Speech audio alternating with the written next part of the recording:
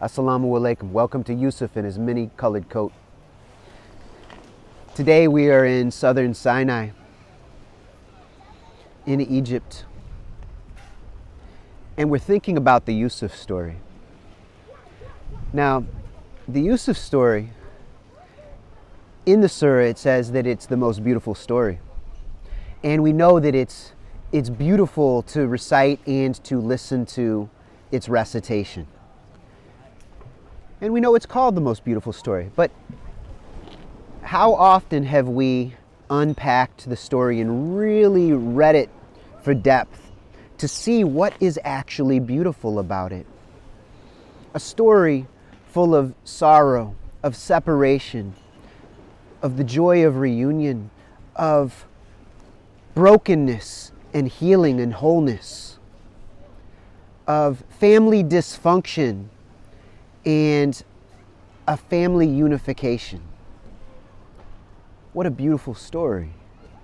What a story of depth and meaning that we can derive deep personal and collective benefit from, inshallah. So, why would I be telling this story or beginning to look into this story here in Sinai? Well, when Yusuf, alayhi salam, when he was sold into slavery by 10 of his brothers, we do not know the route that he took when, his slavers were, taking him along with them. There are old stories that he was sold by his brothers to Midianites and to Arabs and then eventually to Egyptians. So we do not know the exact route or even the people who held him in bondage as they were seeking a way to make money. Now, let's start thinking a little bit about this story. And we're going to do this over a number of videos. And I've been deeply moved by this story for quite a long time, beginning with the Joseph story in the book of Genesis, in the biblical materials, in the Hebrew Bible, known by the Christians as the Old Testament. Genesis is the first book of the Bible as it was compiled first by the Alexandrian Jews, I believe, in the Septuagint, and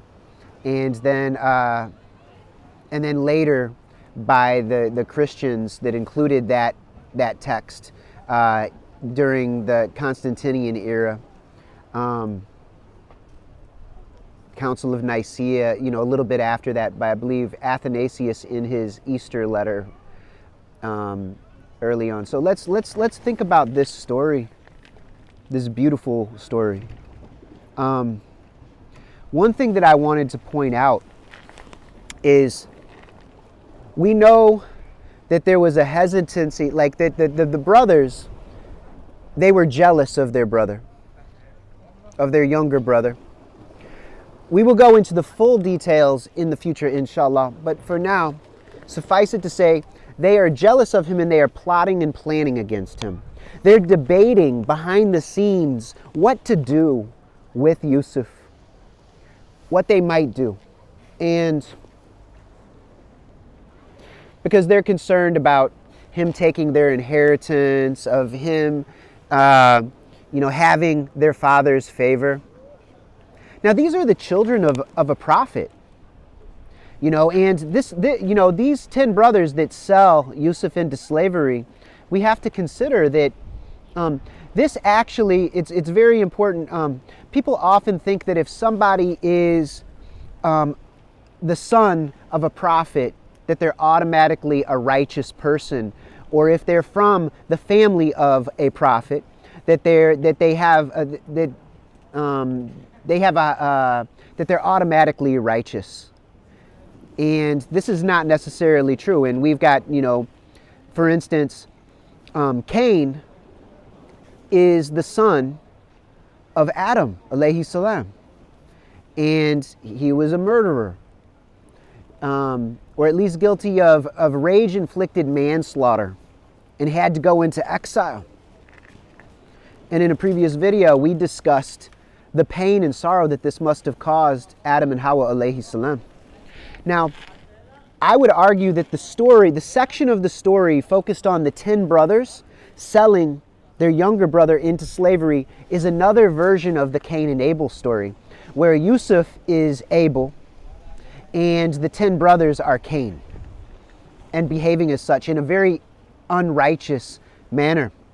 Now, when they sell him into slavery, they threw him into the well. Like some of the ancient stories suggest that they had debated whether to kill him themselves. But they agreed that slavery was a decent option. And they made up a lot. Like Yaqub alayhi salam, he was concerned about letting his beloved youngest son go out and with the brothers, but they beg, they cajole, they pressure, they convince, they attempt to manipulate their father so that he will allow young Yusuf to go with them. And they had this ugly plan. And now remember, so they throw him into the well and then they sell him into slavery. And some stories suggest that they hurt him first. But regardless, when he's thrown into the well, this is probably going to be a physically traumatic, emotionally traumatic. Sometimes it hits me like, all right, his brothers, I believe Judah was the oldest. He was the eldest brother. So the other brothers would have looked to the eldest for leadership in general. And so it's interesting that Judah would have been the, and this is interesting because later on it connects to Judas in the New Testament, in the Gospels, the betrayer of Isa alayhi salam. And Yusuf is considered to be a very handsome youth. He's very beautiful. And we know this from, like later in the story with the wife of Potiphar, or Al-Aziz, in her attempt at seducing young Yusuf. So we know he's very beautiful. And then the cutting of the hands by the women, because he's just it's so overwhelming. He's so beautiful. So to sell their younger brother, who is he's young at this time, we don't know his exact age. He's beautiful. So to sell him into slavery, that means there's a very good chance he's going to be murdered. He may be raped. He may be beaten and tortured. These are very real possibilities for a young man with no family connection. His family sold him out. Like his 10 older brothers that he likely looked at with respect and reverence and appreciation. He was probably very excited that day to get to go with his brothers and get to spend time with them and to learn from them, to be in their presence. This is a beautiful thing. For little brothers love this. Little sisters love to be with their older sisters. It's like, and he had no idea that they were about to sell him off and that they were going to betray him. And they had no idea that he would survive. And later they thought that he was dead. So in other words, they were Cain. They killed their brother off. Now, he just didn't physically die, but he did have to die before dying. So Yusuf had to go through a transformation process over many years to come into his full spiritual maturation. So I want us to just consider this story from other angles and think about the beauty of it. And I want you to think about what would that be like to have your brother or your brothers betray you. And there are many ways to betray someone, many ways to sell someone downriver, many ways to disrespect and dishonor them, to trash their reputation. Because to trash somebody's reputation is a form of murder. So his brothers, they sell him into slavery. And then they go back and they deceive their father. They took his beautiful coat and they dip it in lamb's blood. So they kill an innocent creature. And they dip his coat in blood, and then they take it back to his father and deceive him and say, oh yeah, he was eaten by wolves. Well, who were the wolves? Them. The 10 brothers were the wolves. And this is very interesting. And so later in other episodes, we will discuss the contrast between the 10 brothers and young Binyamin. May Allah be pleased with him.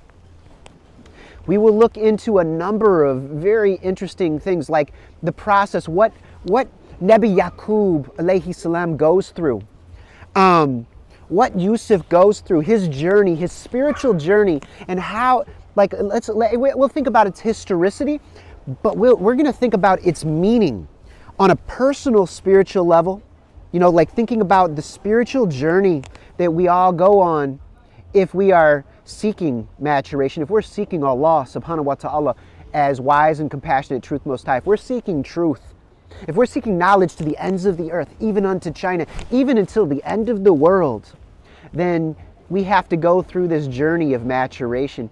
We often run from this journey. We don't want to face who we are, who we've been. But this story encourages us to look at ourselves from different angles and to look at our relationships, with our brothers, with our sisters, with our family, because this is a story about family.